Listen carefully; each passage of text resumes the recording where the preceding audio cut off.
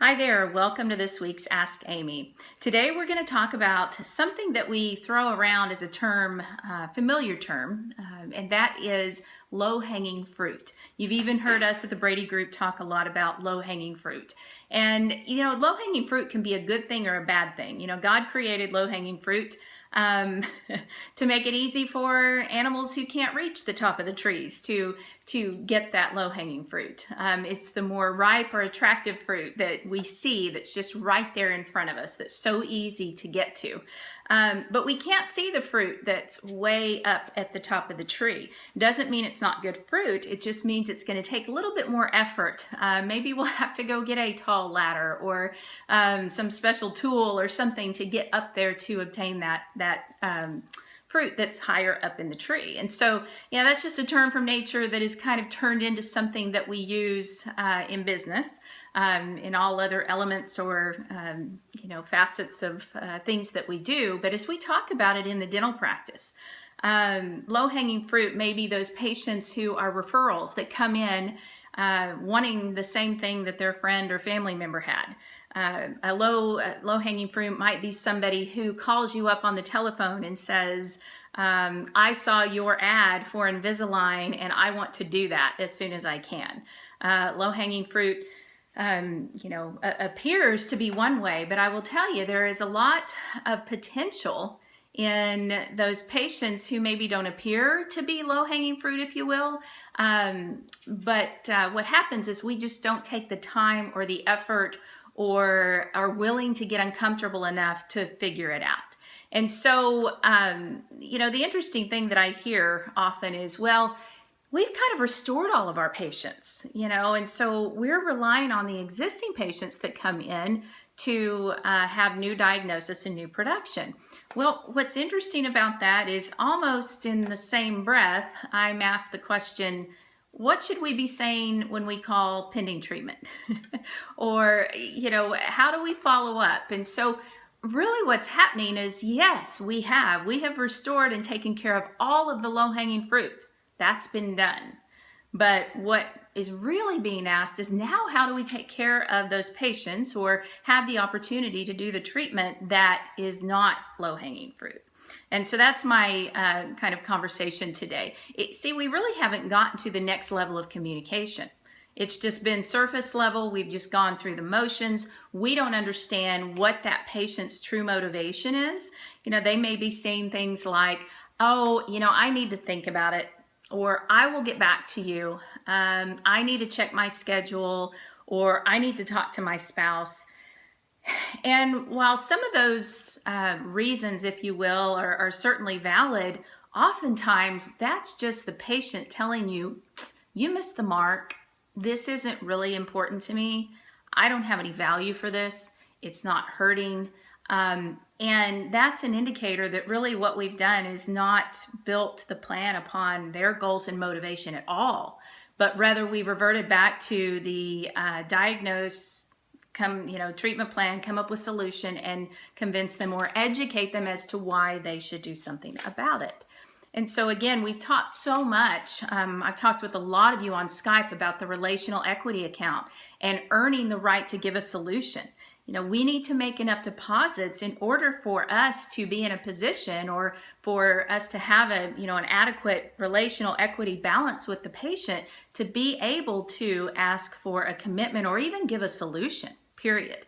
And so what's happened in many of these cases where there's the fruit's not hanging very low, it's there, but we just haven't communicated real effectively. We haven't dug deep. We haven't figured it out. We haven't gotten to that next level. See, it takes a lot of money and effort to earn a new patient.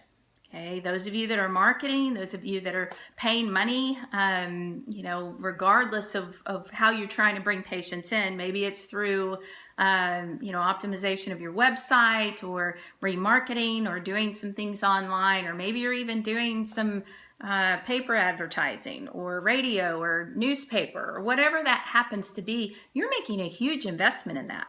And so when we have new patients come in and we're not putting the correct systems in place, not just going through the motions, but really just internalizing and adapting to and really owning those systems, and they're becoming sort of who we are and how we are, then we're missing that whole other level. Now, I will say this is a process. We have several new members of the Brady Group, which is a whole lot of fun. And so as you're listening to this, I want you to understand this is a process, not an event.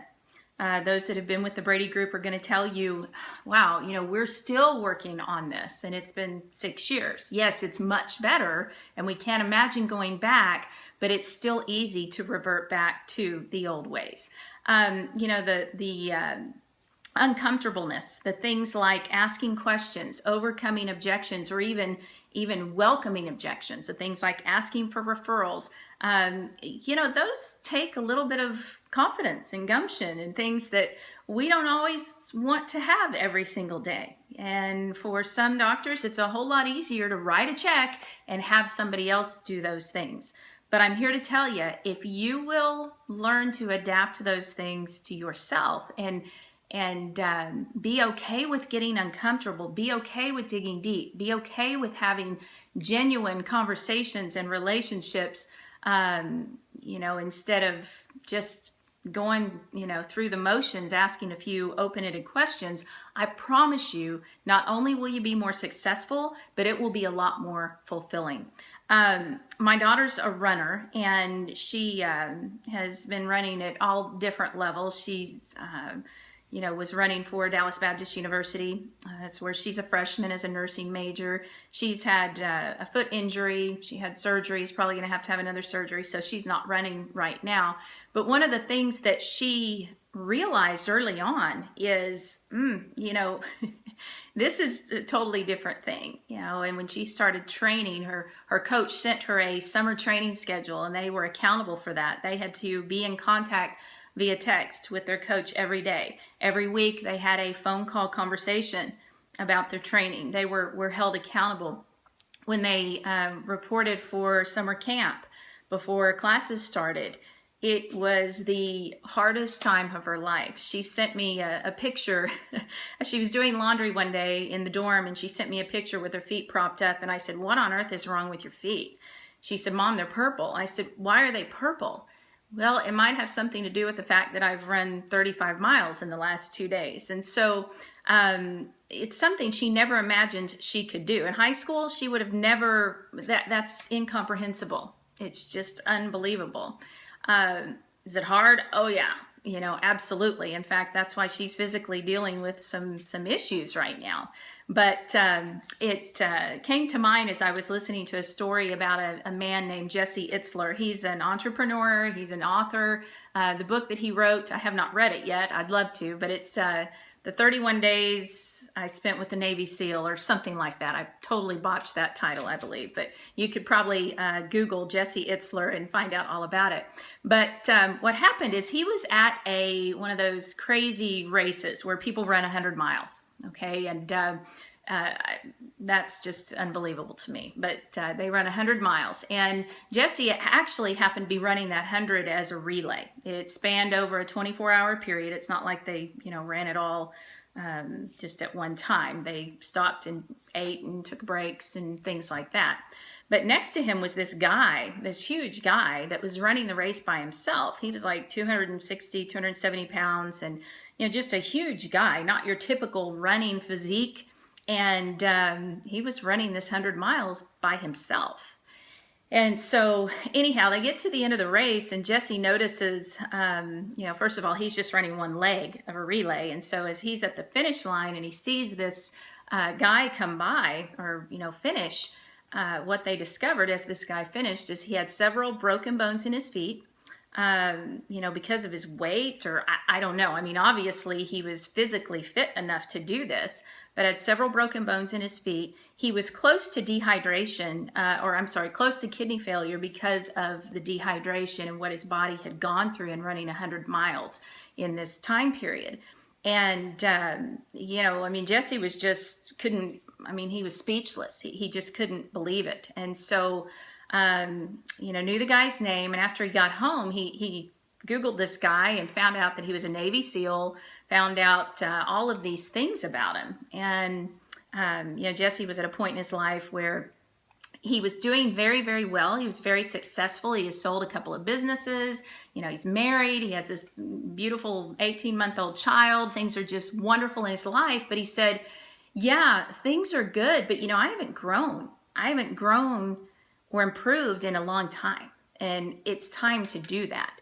And so he did this crazy thing. He called this Navy SEAL guy out of the blue and said, you probably don't remember me, but, I was at the 100-mile race and, yada, yada, yada. And he said, and I've got this crazy question for you. He said, would you move in to my house for a month and train me harder than, I've ever been trained, and really challenge me and push the limits? And of course, I guess he paid this guy. He never talks about that in the book, but I assume that was a transaction.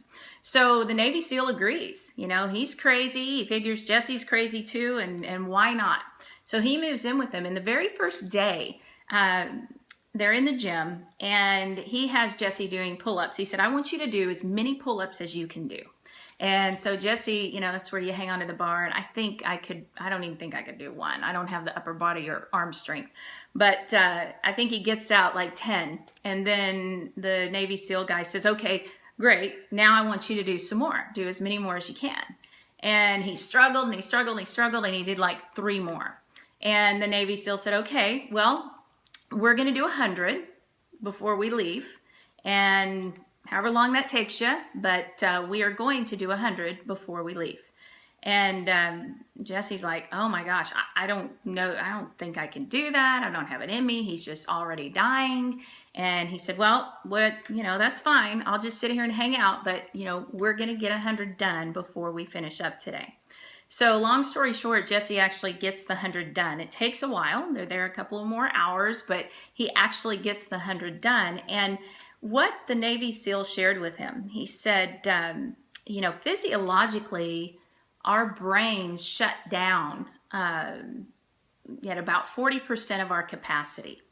Whether we're feeling emotional distress, nervousness, physical pain, uncomfortableness, whatever that is, that awkwardness, whatever that is that we're feeling, our brain goes into protective mode and shuts down at about 40% of our capacity and tells us, danger, danger, danger, you need to stop. Well, what happens is we stop, okay? Whether we're working out or running or doing pull-ups, or whether we are in the office and something begins to feel a little bit uncomfortable or unfamiliar to us, our brain tells us, nope, don't do that. And what the Navy SEAL proposed to Jesse, he said, what's in our reserves beyond that 40%, mentally, physically, emotionally, that's where it's at, okay? That's what we're missing. And when we're operating just within that 40%, if we bring that back to the dental office, we're only getting the low-hanging fruit, because anything beyond that, nope, danger zone, we're being told that's uncomfortable, that's making me uneasy, and our brain tells us that. Our brain taps us on the shoulder and says, hey, stop. And so, what my challenge is to you is to get beyond that 40%. Here's what Jesse came up with after this 31-day experience with the Navy SEAL. He said, number 1, do something that sucks every day. And he didn't mean that in terms of something that, will have a bad outcome or is not, a good thing. He just said, do something that, sucks every day, whether it's do 100 pull-ups or role play or videotape, or, maybe ask that extra question that we're a little too afraid to ask. And then he also says, the other thing that they discovered again is that we are wired to avoid pain. And so when you hear that voice in your head or that tap on your shoulder and your brain is saying, stop, you're going into unfamiliar territory, don't listen to that voice, okay? Just move it aside and say, yeah, I gotcha, I know, and just keep on trucking. And just understand, you've got so much in your reserves. Okay, you've got 60% in that reserve tank that you haven't even tapped into yet, that is just waiting for you to try and figure it out. See, we all are waiting for some sort of motivation.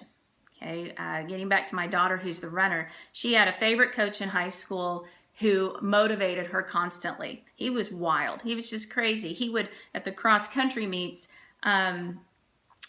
chase her around, and at every point, where he knew, he knew how she was wired. At every point, he would be yelling at her, dig deep, get out of your comfort zone. You've got to give more. You're not even there yet. And that was motivating to her. Okay.